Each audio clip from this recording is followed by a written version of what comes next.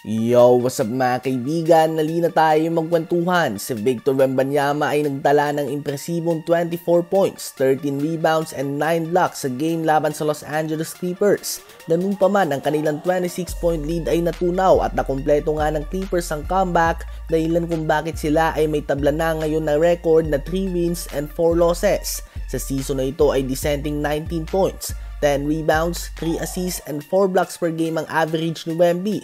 Ganun pa man, sa 7 games sila ngayong season ay isang beses pa lang nga nagkakaroon si Victor Wembanyama ng game kung saan nakapagtala siya ng mahigit 50% shooting sa field. Sa palagay ko nga ay ito na ang next step para sa kanya upang maging isang lehitimong superstar sa NBA, ang may angat ng kanyang efficiency.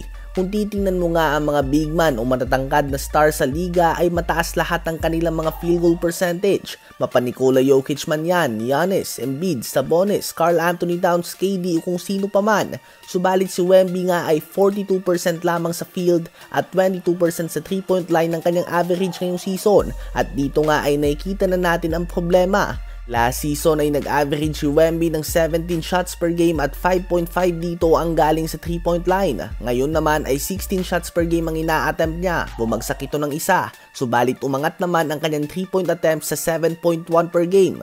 Halos kalahati nga ng attempts niya ay galing sa 3-point line.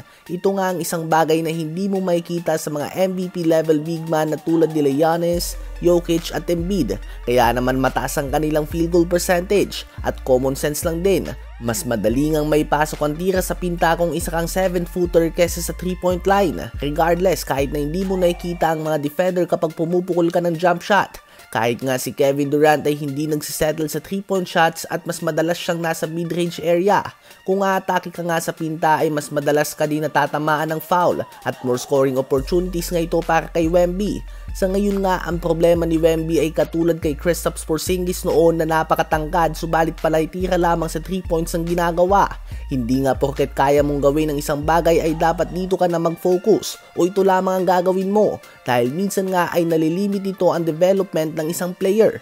Ganun pa man, ang problema nga kay Wemby ay ang kanyang katawan. Matalino si Wemby na player, mataas ang kanyang basketball IQ para sa kanyang edad at posibleng alam niya nga na dapat ay mas madaming tira ang kanyang tirahin sa pinta kaysa sa 3 points. Ganun pa man, manipis nga ang kanyang katawan kaya naman kahit minsan ay pumoposte na siya ay tinutulak siya palabas ng pinta at natatanggap niya ang bola sa mid o high post na at hindi na siya sa may paint area.